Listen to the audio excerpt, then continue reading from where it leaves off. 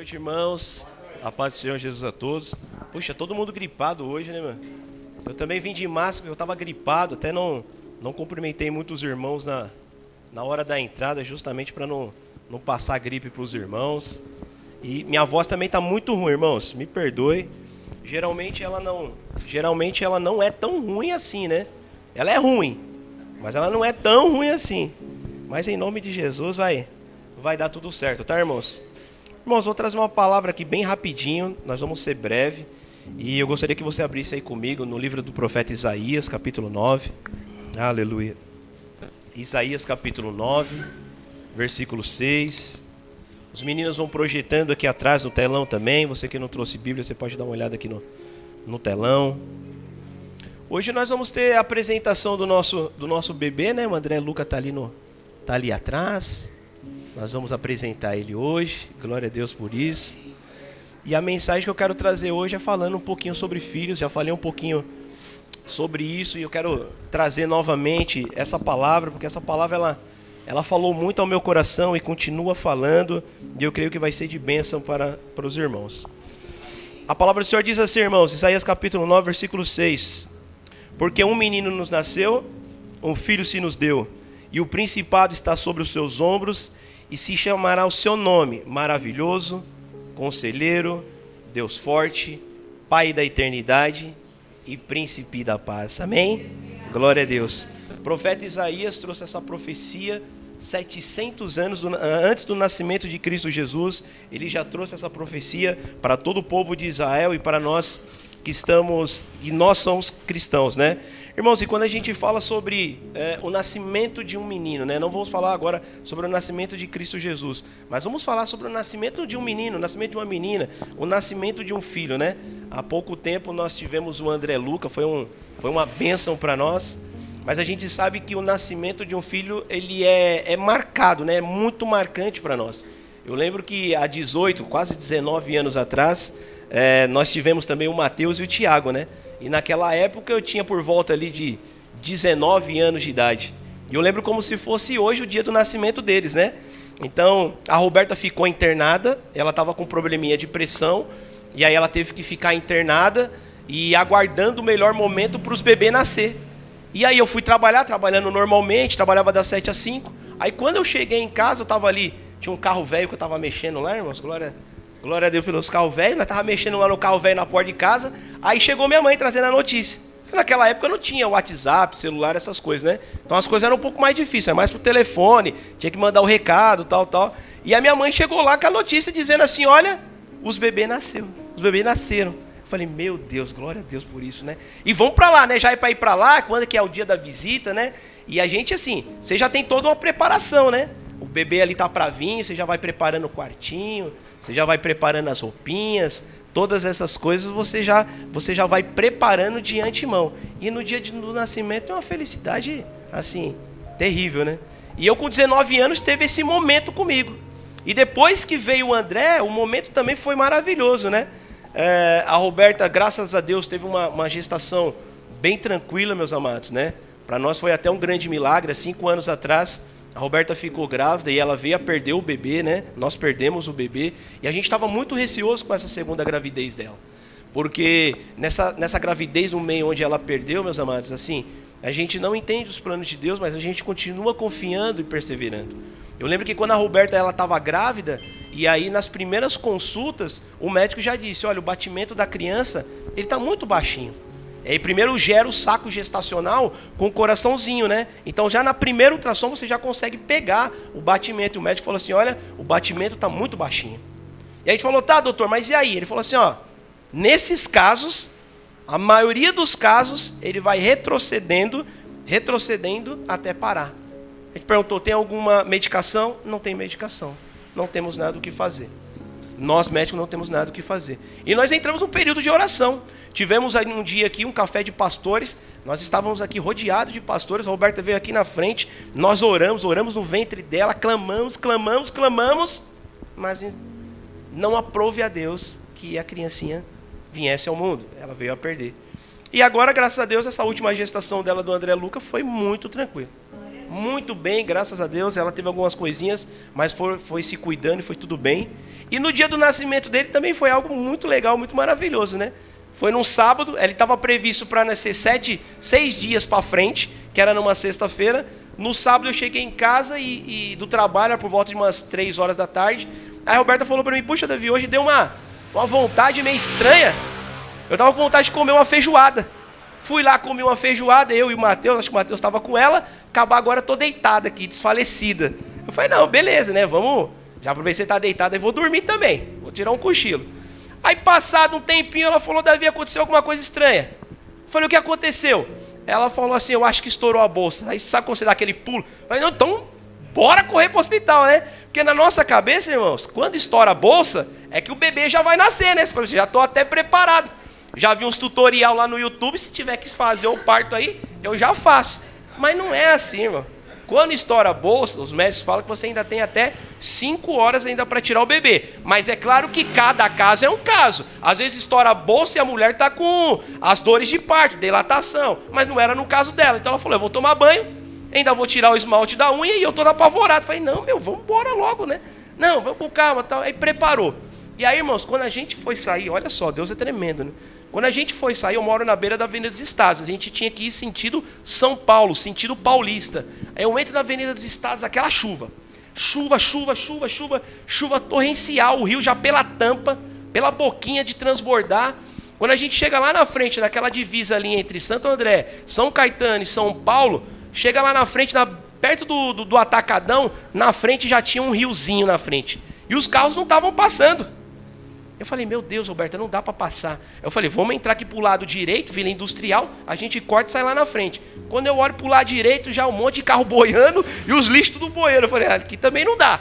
Eu falei, então vamos entrar para o lado esquerdo, vamos pegar para Prosperidade aqui em São Caetano, a gente dá a volta lá na frente, sai lá e vem estar de novo. Aí entramos na Prosperidade. Quando a gente entrou na Prosperidade, irmãos, chegou numa pracinha que tem ali na beira da Avenida Estados, a água vinha.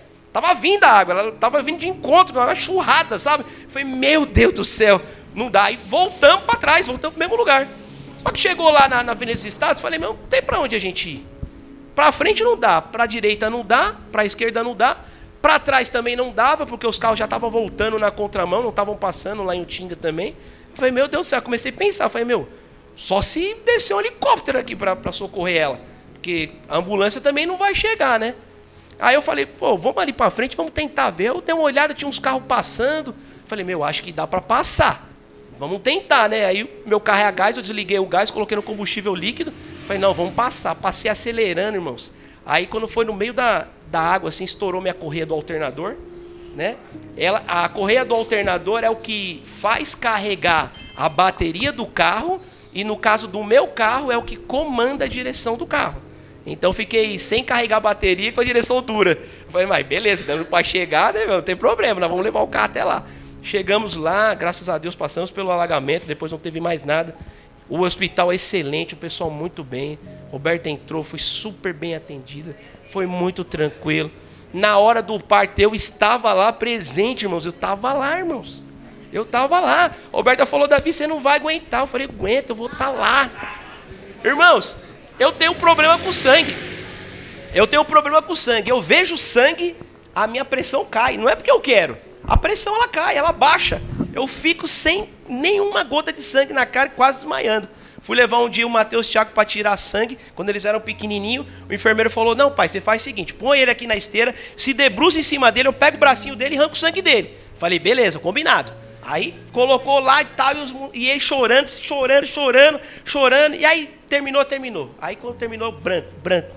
Aí o enfermeiro deu lá um pirulito lá pro Thiago e pro Matheus, na hora eles pararam de chorar. E o enfermeiro percebeu, né? Falou, não, senta aqui que o senhor não tá bem, né? Um pirulito não vai fazer voltar a sua pressão. Senta aqui pra gente recuperar. E aí recuperou. Mas no dia do parto, irmãos, eu fui lá e de boa. Né? Procurei não ficar olhando pro sangue, é claro, né? Fiquei mais ali na parte de trás, acompanhando, mas deu tudo certo. O bebezinho nasceu. Foi uma maravilha, graças a Deus. Irmãos, mas nem sempre é assim. Né? Então você vê, na primeira gestação da Roberta, os gêmeos foram bem. Na segunda não foi para frente, não deu certo. Na terceira foi tudo bem. A gente tem muitos casos de que o bebê na hora do parto acaba falecendo. Um amigo meu me contou, né? Amigo não, colega desse trabalho que eu estou agora, e ele falou que ele perdeu um bebê assim, né? A esposa dele estava com a gravidez de risco e aconteceu com ele a mesma coisa. A bolsa estourou da moça. E aí ele colocou ela no carro e ele foi para o hospital. Só que enquanto ele estava dirigindo, o bebê nasceu sozinho no banco de trás com a mulher. E quando ele chegou lá no hospital, já entrou pelo pronto-socorro, quando os médicos pegaram, ele já tinha perdido a vida, né? Ou em alguns casos que a criança nasce, mas depois, mais lá na frente, acaba não seguindo com a vida, né? Então, esse momento do nascimento, ele é muito marcante. Se deu certo é marcante, se não deu certo também ele é muito marcante. E eu fico pensando no dia do nascimento do Senhor Jesus. Foi a mesma coisa.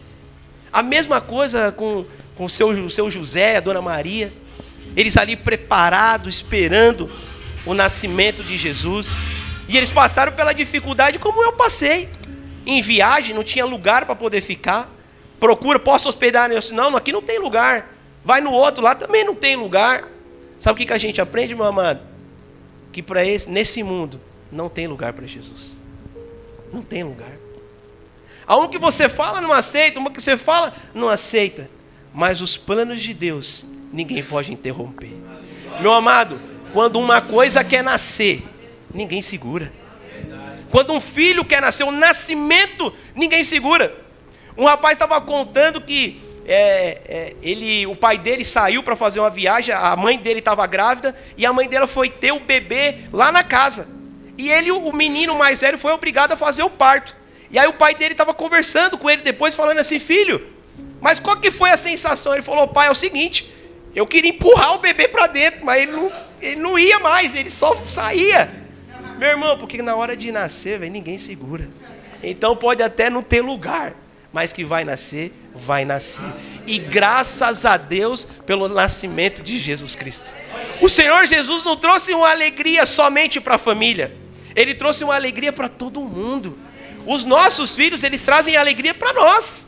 Né? Eu contando todos esses fatos aqui, beleza. Vocês acham legal, vocês acham bonitinho do nascimento do Mateus e do Tiago, mas você vai falar: meu, Mateus e Tiago, nem sei quem é, né? Vou contar pro vizinho aqui do lado e falar: tá bom, legal, mas, meu, problema seu, entendeu? Mas com Jesus, não. Com Jesus é diferente. Ele trouxe alegria para a família dele e trouxe alegria para nós que estamos aqui há 2023 anos clamando por ele. Isso é maravilhoso, meus amados. Isso é maravilhoso. Então, o nascimento de um filho, ele traz muitas alegrias para nós. Então, meus amados, o momento do nascimento de uma criança, ele traz muita alegria para nós. Aí tem um grande detalhe no momento do nascimento. No momento que você vai ser pai ou que você vai ser mamãe, tem muita preocupação com o nome. E agora, qual o nome que a gente dá? Aqui na palavra aqui do Senhor, em Isaías, ele está dizendo que o nome do nosso Senhor e Salvador seria Jesus. Jesus não é só um nome, Jesus também é um título. Jesus não é só o nome, Jesus ele é um título, que quer dizer Rei dos Reis e Senhor de Senhores. Mas a gente vai ver na Bíblia um monte de nomes sobre o Senhor Jesus. Maravilhoso, Conselheiro, Deus Forte, Pai da Eternidade, Príncipe da Paz, Leão da tribo de Judá, Alfa e Ômega, Âncora, Lírio dos Vales, a mais bela estrela do amanhã.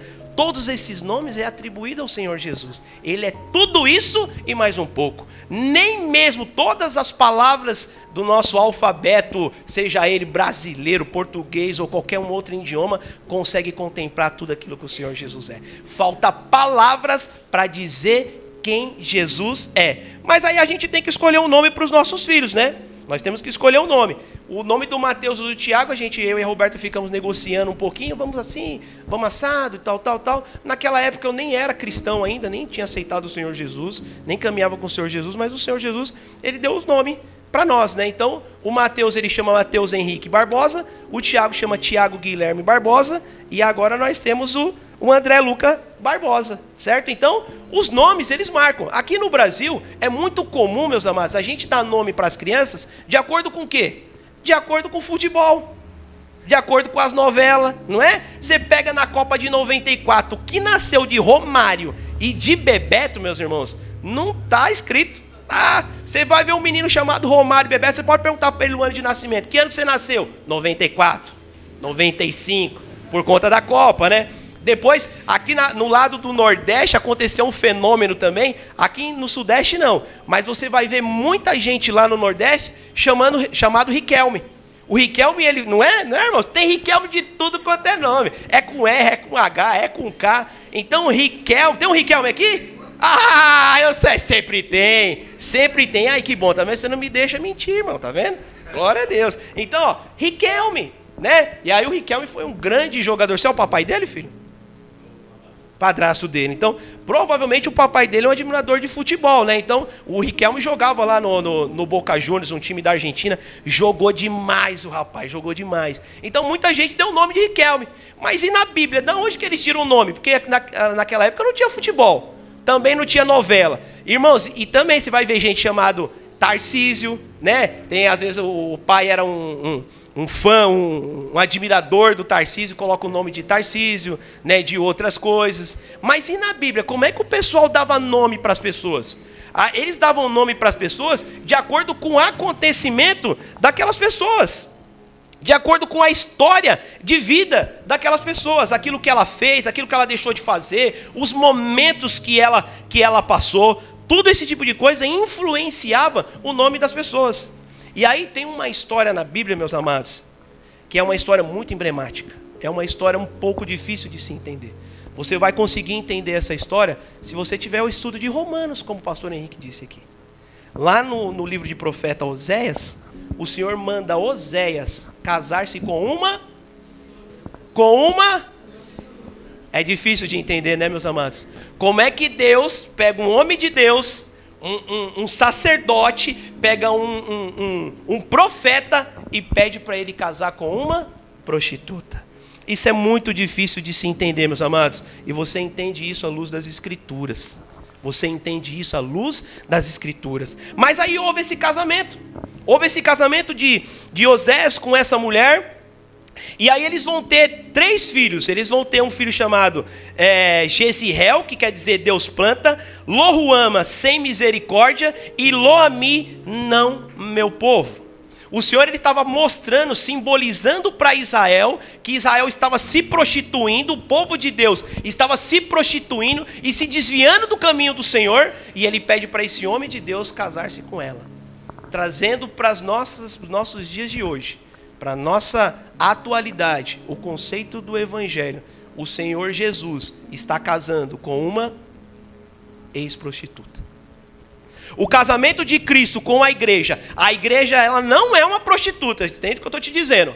A igreja não é uma prostituta, mas ela veio antes disso a ser uma prostituta. Todos nós aqui éramos ex alguma coisa. Todos nós aqui éramos ex alguma coisa. É difícil de entender, né? Tem muitos religiosos que vai dizer, meu Deus, está falando muita besteira. Eu não estou falando besteira, meus amados. Nós éramos essa prostituta e o Senhor Jesus quis casar conosco. E hoje Ele está nos adornando, Ele está nos preparando para esse dia do casamento. Nós somos essa noiva que está sendo ataviada para esse dia do casamento com Cristo Jesus. Para vocês entenderem o tamanho do amor de Cristo Jesus. Né? Se você for falar hoje na sociedade, qual que é o homem que quer casar com uma prostituta? Ninguém quer. Ninguém quer. Mas tem homem que quer tirar a casquinha da prostituta para alimentar os seus bel prazeres. Então, para nós aqui em igreja, apesar da igreja de Cristo ter sido uma prostituta, não podemos tratar ela como uma prostituta. Nós temos que tratar ela como santa, imaculada. Nós não podemos tirar a casquinha da igreja pelos nossos belos prazeres. Nós temos que tratar ela como noiva de Cristo. Porque se Cristo aceitou a casar com ela, quem somos nós para fazer diferente disso? Então, meu amado, trate a igreja de Cristo como a noiva de Cristo. E aí o Senhor traz esses nomes. O Senhor traz esses nomes para esses filhos desse casal, né? Deus planta, sem misericórdia, não meu povo, por conta desses acontecimentos que estavam ali naquele momento. E uma palavra que o pastor Henrique ele trouxe aqui, que está lá em 1 Crônicas, capítulo 4, do 9 a 10, se você não quiser abrir, não precisa, eu leio aqui para você. Essa palavra ainda fala comigo muita coisa. E diz assim a palavra do Senhor: e foi Jabes, ou Jabes, mais ilúcido do que os seus irmãos. E a sua mãe deu-lhe o nome de Jabes, dizendo: porquanto com dores dei à luz, porque Jabes invocou o Deus de Israel, dizendo: se a mim abençoares muitíssimo, e meus termos ampliares, e a tua mão for comigo, e fizeres que do mal seja afligido, e Deus lhe concedeu o que lhe tinha pedido. Só para vocês entenderem, esse versículo, ele está no meio de uma genealogia. O escritor de Crônicas está trazendo um monte de gente importante, um monte de genealogia. Esse é filho desse, esse é filho desse, esse é filho desse. Daqui a pouco ele abre um parênteses e fala assim: opa, peraí, eu tenho que colocar esse cara aqui no meio aqui. Jabes, quem que é esse cara? Temos pouquíssima coisa sobre ele. Mas a palavra de Deus disse aqui que ele ganhou esse nome porque ou ele fez a mãe dele sofrer muito na gestação, ou no dia do parto dele, ele fez a mãe dele sofrer muito. Jabes, o que sofre, ou o que faz sofrer. Então todo mundo sabia que o nome dele era Jabes, que ele sofre ou que fazia sofrer. E ele vinha carregando isso, o tempo todo. Onde ele chegava, as pessoas diziam assim: olha lá, o que sofre, ou o que faz sofrer. Olha lá o que sofre, ou o que faz sofrer.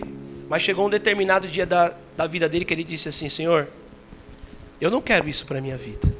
Eu levei esse nome, isso pode ter até acontecido no passado, mas Senhor, eu quero entregar minha vida para você. E eu quero que o Senhor faça diferente todas as coisas na minha vida. Meu amado, e os estudiosos falam que essa foi a única oração da Bíblia que o Senhor atendeu 100%, na íntegra.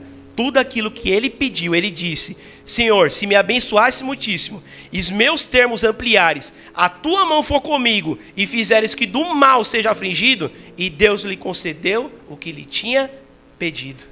Meus amados, então muitas pessoas, até na atualidade hoje, elas têm carregado nomes e marcas que vão para o longo da sua vida. Quando o pastor Henrique trouxe essa palavra, eu estava trabalhando de aplicativo. E a gente sempre vai evangelizando e falando para as pessoas da palavra do Senhor. E aí, irmãos, entrou uma mulher no meu carro, eu peguei uma mulher e o nome dela era Jamila. E aí você sempre faz aquela piadinha, né? Ela sempre falava, né? Tem aquela música do Netinho, né? Que é a Jamila, alguma coisa assim. Eu falei: vem dessa música? Ela falou: não, já escutei muita piada com isso, mas o meu nome não vem dessa música, não vem disso daí. E aí eu comecei a ministrar para ela sobre essa palavra que o pastor Henrique pregou. E daqui a pouco essa mulher começou a chorar dentro do carro. Ela disse assim: sabe por quê? O meu nome não é só Jamila, o meu nome é Jamila Maria. E eu falei: tá, e o que quer dizer? Ela falou: não, é porque lá no Nordeste, quando você nasce com o cordão umbilical amarrado no pescoço, você tem que levar o nome de Maria, porque Maria te livrou da morte. Eu falei: meu Deus. E aí eu comecei a ministrar o coração dela. Eu falei assim: não, você não tem risco de vida, o Senhor Jesus te chamou para boa obra. E comecei a ministrar o coração dela, e ministrar. Ela desceu chorando do carro e agradecendo aquilo que o Senhor Jesus tinha falado na vida dela. Então, o nome é importante? O nome até é importante, mas ele não dita o que você vai ser para o resto da sua vida. Ele não dita o que você vai ter, o que você não vai ter. Nós somos aquilo que o Senhor diz que nós somos, nós temos aquilo que o Senhor diz que nós temos, e nós faremos aquilo que o Senhor diz que nós faremos, em nome de Jesus. Em nome de Jesus. E aí, meus amados, só para trazer para vocês aqui bem rapidinho, falando sobre genealogia, lá em Gênesis capítulo 5, versículos de 3 a 32, tem uma genealogia que é muito maravilhosa, muito interessante. Eu vou ler para vocês aqui bem rapidinho, e aí vocês vão me acompanhando. E Adão viveu 130 anos e gerou a sua semelhança conforme a sua imagem, e pôs-lhe o nome de Sete. E foram os dias de Adão, depois que gerou a Sete, 800 anos, e gerou filhos e filhas. E foram todos os dias que Adão viveu, 930 anos, e morreu. E viu Sete 105 anos, e gerou a Enos.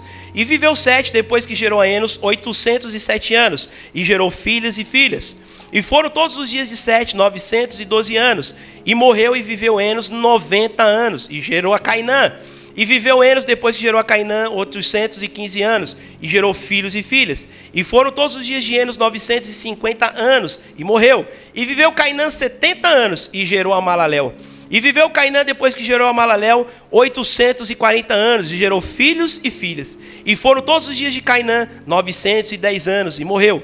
E viveu Malalel 75 anos e gerou Gered. E viveu Malalel, depois que gerou Gered, 830 anos e gerou filhas e filhas. E foram todos os dias de Malalel 895 anos e morreu e viveu, morreu. E viveu Jered com 162 anos e gerou Enoque. E viveu Jered, depois que gerou Enoque, 800 anos e gerou filhos e filhas. E foram todos os dias de Jered, 972 anos, e morreu. E viveu Enoque 65 anos e gerou a Matusalém. E andou Enoque com Deus, depois que gerou a Matusalém, 300 anos e gerou filhos e filhas. E foram todos os dias de Enoque 365 anos. E andou Enoque com Deus e apareceu mais, porquanto Deus para si o tomou. E viveu Matusalém 187 anos e gerou a Lameque. E viveu Matusalém, depois que gerou a Lameque, 782 anos e gerou filhos e filhas. E foram todos os dias de Matusalém 960 anos e morreu. E viveu Lameque 182 anos e gerou filho. E chamou Noé, dizendo: este consolará acerca de nossas obras e do trabalho de nossas mãos, por causa da terra que lhe prometeu. Irmãos, essa genealogia, todos esses nomes, eles têm um significado. Vou ler para vocês bem rapidinho. Adão, homem. Sete, apontado. Enos, fraco. Cainã, aflição e lamentação. Malaléu, santo Deus. Jared, descerá. Enoque, ensino e instrução. Matusalém, quando ele se for, virá. Lameque, ausência de esperança. E Noé, alívio e conforto. Se você juntar toda essa genealogia e todos os significados dessas palavras, está dizendo assim: ao homem está apontado uma mortal aflição, mas o santo Deus descerá ensinando que a sua morte trará ao ausente de esperança alívio e conforto. O Senhor Jesus trará para nós alívio e conforto. Meus amados, você pode ter passado o que você passou, tanto no seu nascimento, como na sua infância, na sua adolescência. O Senhor Jesus nessa noite está dizendo que Ele trará alívio e conforto para você. E aí você sabe, meus amados, que eu ouvi um testemunho de um rapaz, há um trabalho maravilhoso com missionários norte-americanos lá no Pernambuco, o Nick e a Rachel. Eles fazem um trabalho com crianças que foram abusadas pelos pais ou pela sociedade, principalmente meninas. Eles cuidam dessas meninas e ele também faz um trabalho com prostitutas que estão se prostituindo nas ruas. E ele, uma vez por mês, ele faz um banquete chamado Banquete do Rei, e ele chama todas as mulheres das ruas para poder jantar com eles e ministrar a palavra. E naquele dia, eles ministraram a palavra, serviram o jantar, e uma moça muito nova, ela aceitou a Cristo Jesus ali naquele jantar. E aí na hora que todo mundo terminou, cada um foi embora para suas casas, ele estava se arrumando para poder ir embora, a moça chegou e disse assim: olha, eu não tenho para onde eu ir, porque a casa em que eu moro, ela é uma casa de cafetão. Eu não posso chegar lá e dizer para ele que eu me converti e eu não sou mais prostituta. Ele falou: então faz o seguinte, vamos embora para a nossa casa, fica conosco. Ela foi e ficou. Começou um trabalho de discipulado, ela começou a entender o Evangelho de Cristo, as coisas foram acontecendo na vida dela e ficou uma maravilha. E um dia ela teve a ideia, ela disse assim: ó, eu saí da casa dos meus pais muito cedo para me prostituir, e agora eu vou voltar para a casa dos meus pais lá e vou dar notícia para ele que eu aceitei a Cristo Jesus e que hoje eu não estou mais me prostituindo. Ela foi e fez isso. Quando ela chegou na casa do pai dela, que ela contou tudo o que tinha acontecido para o pai dela olhou para ela e falou assim: ó, legal, muito bonito, mas para mim, você vai ser sempre uma prostituta. A imagem que eu tenho de você na minha cabeça é de uma prostituta, e para mim você vai ser sempre uma prostituta. E ela sai com aquilo na cabeça dela e disse assim: realmente eu sou uma prostituta, fui uma prostituta, sou uma prostituta, eu sempre vou ser uma prostituta. E ela volta a se prostituir de novo, com aquilo que o pai dela colocou na cabeça dela. Meus amados, nós temos várias situações, inúmeras situações hoje pelo mundo. Temos famílias mais consolidadas, temos famílias um pouco mais difíceis, temos pessoas que ainda não tiveram encontro com Cristo, temos tudo quanto é tipo de família. Então, meus amados, se por acaso você um dia ouviu uma palavra dessa do seu papai, da sua mamãe, ou qualquer uma outra coisa que isso tenha acontecido, não guarde isso na sua cabeça, porque isso é meramente palavra de homem. A palavra do Senhor diz que Ele nos chamou, que Ele nos atraiu, que Ele nos perdoou do nosso passado e está dando nova vida para nós. E nós não precisamos ficar presos a essas palavras e essas situações que as pessoas colocam nas nossas vidas. Nós somos hoje filhos de Cristo Jesus, chamados para a sua boa obra e santificados em Cristo Jesus. Não coloque isso na sua cabeça em nome de Jesus. Só para finalizar, um dos versículos, das trechos da Bíblia que eu mais gosto, Efésios capítulo 1, versículo de 1 a 6, diz assim: Paulo, apóstolo de Jesus Cristo, pela vontade de Deus, aos santos que estão em Éfeso e fiéis em Cristo Jesus, a vós graça e paz da parte de Deus nosso Pai e do nosso Senhor Jesus Cristo. Bendito Deus de nosso Pai, do nosso Senhor Jesus Cristo, o qual nos abençoou com todas as bênçãos espirituais nos lugares celestiais em Cristo Jesus, como também nos elegeu nele antes da fundação do mundo, para que fôssemos santos, irrepreensíveis diante dele em amor, e nos predestinou, meus amados, olha isso aqui, nos predestinou para ser filhos de adoção por Jesus Cristo, para si mesmo, segundo o beneplácito da sua vontade, para o louvor da glória da sua graça, pela qual nos fez agradáveis a si mesmo no amado. O Senhor está dizendo que nós somos chamados para filhos de adoção.